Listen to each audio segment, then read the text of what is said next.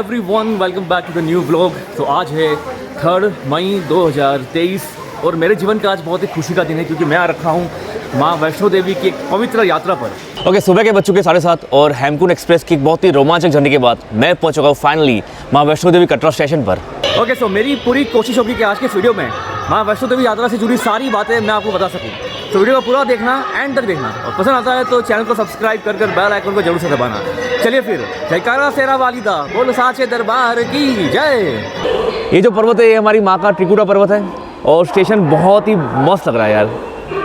तो अभी चलना है हमें यहाँ से लेके वहाँ तक और वहाँ से बाहर निकलेंगे। ऑलराइट, तो फाइनली आ चुके हम स्टेशन के बाहर और स्टेशन के बाहर हमें इतना मस्त नज़ारा देखने को मिल रहा है यहाँ पर। स्टेशन मुझे काफ़ी अच्छा लगा और स्टेशन का सराउंडिंग बहुत ही अच्छा है। तो ये है कटरा स्टेशन। ओके, सो कटरा स्टेशन से बाहर निकलने के बाद सबसे पहले हमें जाना होता है कटरा बस स्टैंड। स्टेशन से बस स्टैंड की दूरी जो है वो है 1.5 किलोमीटर। वहाँ जाने के लिए आप शेयरिंग में ऑटो ले सकते हो। ऑटो वाले की जो कॉस्ट है वो है 160 रुपीज़। अगर आप 5 से ज़्यादा फैमिली मेम्बर है तो आप कार भी बुक कर सकते हो। कार वाले की जो कॉस्ट है वो है 360 रुपीज़। और सो यहाँ पर हमने ले लिया है शेयरिंग में ऑटो और अब हम निकल पड़े हैं कटरा बस स्टैंड की ओर। ओके, सो अब हम पहुंच चुके हैं कटरा बस स्टैंड और यहाँ से हमें निकालना होता है RFID कार्ड यानी कि यात्रा पर्ची। यात्रा पर्ची आप स्टेशन से भी निकाल सकते हो लेकिन वहाँ पर गर्दी बहुत ज़्यादा होती है, जिसकी वजह से मैं रिकमेंड करूँगा कि यात्रा पर्ची आप कटरा बस स्टैंड से निकालें क्योंकि यहाँ पर रश बहुत कम होता है और आप आसानी से बहुत जल्द अपनी यात्रा पर्ची निकाल सकते हो। ऑलराइट, सो RFID कार्ड निकालने के बाद फाइनली मेरी यात्रा शुरू हो चुकी है।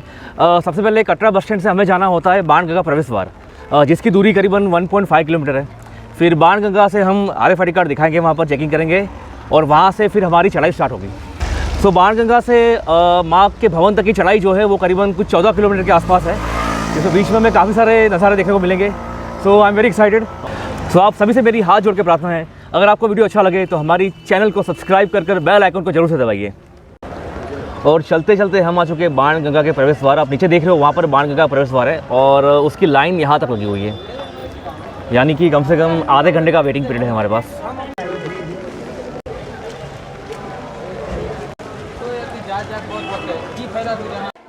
और सो हमने कर लिया है बाणगंगा प्रवेश द्वार को क्रॉस और अब यहाँ से हम हमारी चढ़ाई स्टार्ट करने वाले हैं और हमारे साथ यहाँ पर हज़ारों यात्री हैं जो कि अपनी चढ़ाई स्टार्ट करेंगे। सो एक बार जोर से बोलिए, जयकारा शेरा वालिदा बोल साचे दरबार की जय। और सो हमारी यात्रा की शुरुआत हो चुकी है और शुरुआत होते ही कुछ कदम चलती सबसे पहले हमें मिल जाता है गुलशन कुमार यानी कि टी सीरीज़ का भंडारा। सो भैया, भंडारे का हॉल तो बहुत अच्छा था, बहुत ही साफ़ सुथरा था और भंडारे में हमें जो खाना मिला वो था छोले चावल और आलू की सब्ज़ी और पूरी, और खाना भी बहुत ही स्वादिष्ट था। ओके, सो वैष्णो देवी की यात्रा आप घोड़े और पालकी में बैठकर भी कर सकते हो। अगर आप घोड़े में जाना चाहते हो तो आपको बता दूं कि बाणगंगा से अर्धकुंवारी का जो घोड़े का किराया है वो है 650 रुपये और बाणगंगा से माँ के भवन तक का जो घोड़े का किराया है वो है 1250 रुपये। इसके अलावा अगर आप पालकी में बैठकर यात्रा करना चाहते हो तो बाणगंगा से माँ के भवन तक का जो पालकी का किराया है वो है करीबन 4000 रुपये। ऑलराइट, सो अब हम चलते चलते आ चुके हैं बाणगंगा के बाथिंग घाट पर। सो मान्यता ये है कि जब हनुमान जी को प्यास लगी थी तब माँ वैष्णो देवी ने यहाँ पर एक बाण चलाकर गंगा जी को उत्पन्न किया था, यानी पानी उत्पन्न किया था, जिससे हनुमान जी ने अपनी प्यास बुझाई थी। तब से इस जगह का नाम रखा गया है बाणगंगा। और अगर मैं अभी देखूँ तो बाणगंगा की हालत बहुत ही ख़राब है, यहाँ पर पानी बिल्कुल नहीं है और लोगों ने काफ़ी गंदगी भी फैला रखी है। हालांकि ये जगह का अपना एक अलग ही महत्व है।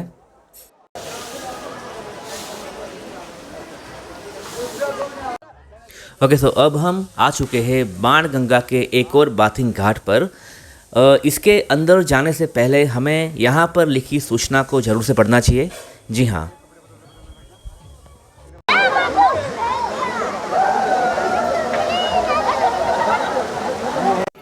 ऑलराइट, सो चलते चलते अब हम आ चुके हैं सबसे पहले प्रथम मंदिर यानी चरण पादुका मंदिर के पास। ये मंदिर की अपनी अलग ही एक विशेषता है, खासियत है और ये बहुत ही एक दिव्य मंदिर है क्योंकि यहाँ पर माँ वैष्णो देवी रुकी थी। जब भैरव जी उनका पीछा कर रहे थे तो यहाँ पर वो रुके थे और यहाँ पर रुककर उन्होंने मुड़कर पीछे देखा था और यहाँ पर जब वो रुके थे माँ वैष्णो देवी तो उनके चरण के जो निशान थे, चरण पादुका, वो यहाँ पर छप गए थे और इसलिए इस मंदिर का नाम रखा गया चरण पादुका मंदिर यानी कि प्रथम मंदिर। और मंदिर के अंदर अगर हम देखें तो बहुत ही अच्छा एक भव्य नज़ारा हमें देखने को मिलता है यहाँ पर। हाँ, तो चरण पादुका मंदिर के दर्शन के बाद अभी हम अर्धकुंवारी की तरफ आगे बढ़ रहे हैं। समय हो चुका है, दिन के 12:30 बज चुके हैं और अर्धकुंवारी अभी मेरे हिसाब से 2 किलोमीटर और भी दूर है। सो बस चलते जा रहे हैं माँ का नाम लेकर। अब जल्द से जल्द पहुँचते हैं अर्धकुंवारी और उसके बाद हमारी आगे की यात्रा स्टार्ट करते हैं। जोर से बोलो जय माता दी, सारे बोलो जय माता दी, जय माता दी।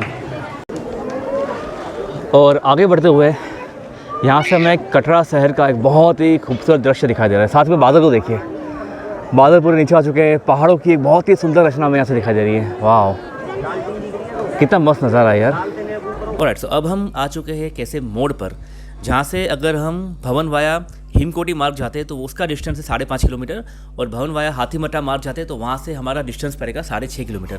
अक्सर लोग जाते हैं भवन वाया हिमकोटी मार्ग क्योंकि डिस्टेंस कम है, लेकिन मैं आपसे रिकमेंड करूँगा सबसे पहले आप भवन वाया हाथीमटा मार्ग के ऊपर जाइए क्योंकि 100 मीटर आगे चलने के बाद हमें मिल जाता है अर्धकुंवारी। ओके, तो जब भी आप अपनी यात्रा स्टार्ट करते हो सबसे पहले आपको भवन के जाने की बजाय अर्धकुंवारी आना चाहिए।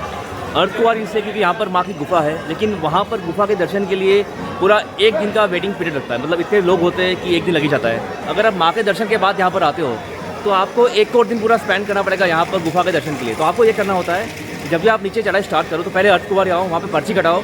पर्ची कटाने के बाद आप भवन पे जाओ माँ के दर्शन के लिए और अगले दिन जब आप वापस आओगे तब तक आपका नंबर आ चुका होगा, यानी कि आपको ज़्यादा इंतजार नहीं करना पड़ेगा।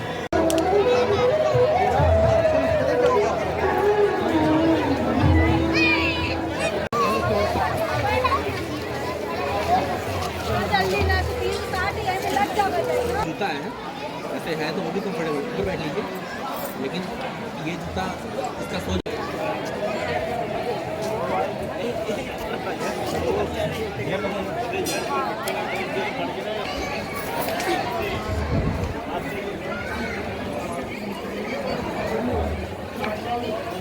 सामान रख के कुछ क्या यहाँ से पता सुनाई दे रहा है क्या? क्यों देखते वापस ही मिलेंगे 10 है भाई।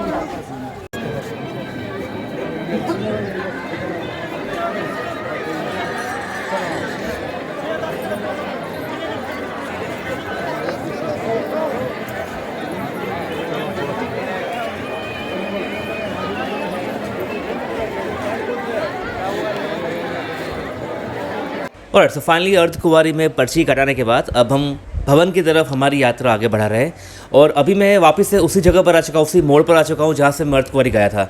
और अब भवन वाया हिमकोटी मार्ग जो है 5.5 किलोमीटर, वहीं से मैं भवन की तरफ आगे बढ़ूँगा क्योंकि यही एक सबसे शॉर्ट रास्ता है।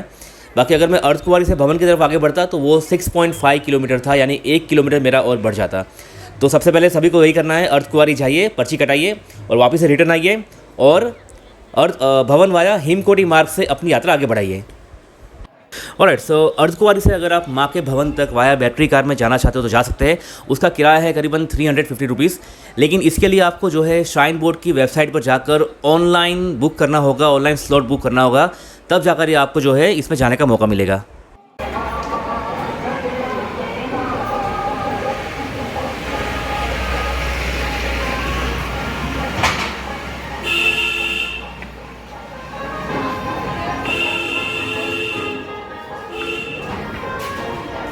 तो अर्धकुंवारी से निकलकर अभी हम जो है भवन की तरफ आगे बढ़ रहे हैं और 3:45 हो चुके हैं दिन के और अभी मुझे लगता है कि शायद 1 घंटे का वक्त और भी है। और एक बहुत बड़ा फ्रॉड हो रहा है यहाँ पर। मैंने देखा कि बीच में कई जगह पर कई फैमिली ऐसी जो मुझे रोक रही है और बोल रही है कि भाई मेरी हेल्प कर दो, मेरे पास पैसे नहीं है। ये करके फ्रॉड है, स्कैम है, इससे बचे। अगर यहाँ पर आने के बाद कोई आपको ये बोल रहा हो कि पैसे की हेल्प करो, ये करो, वो करो, मत करो, सब फ्रॉड है और पैसे लूटने का काम है। और बड़ी दुख की बात है कि यहाँ पे ऐसा हो रहा है, नहीं होना चाहिए। चलो खैर, कोई ना कोई प्रशासन इस पर ध्यान देगा, शायद बंद कराएगा ये।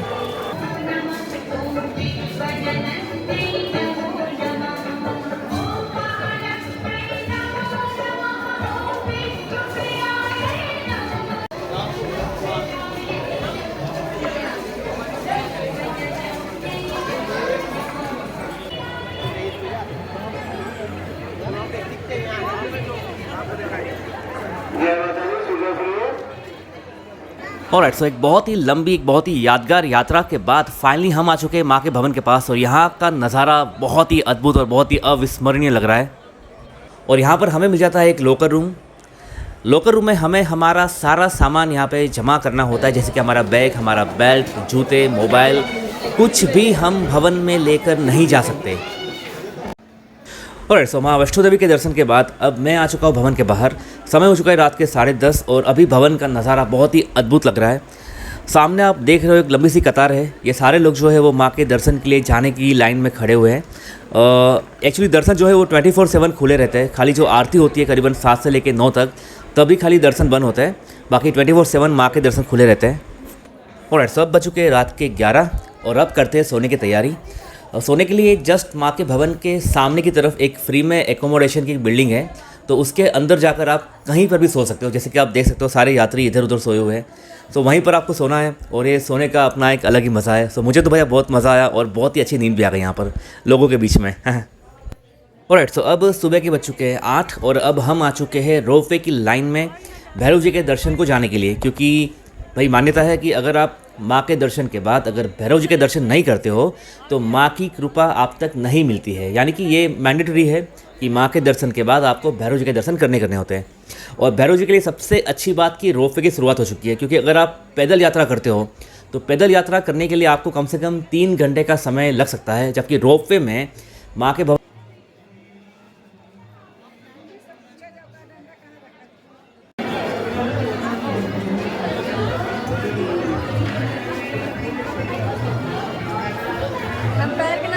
ऑलराइट, सो अगर मैं बात करूँ रोपवे के किराए की, तो रोपवे का जो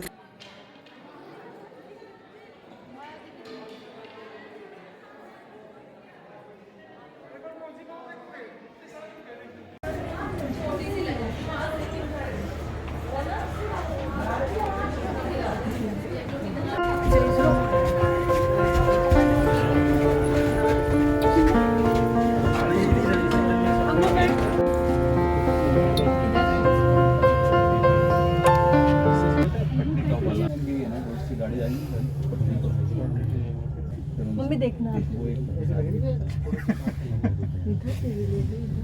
पैसे कहीं खर्च नहीं किया, बोल दिए इतना खर्च लो।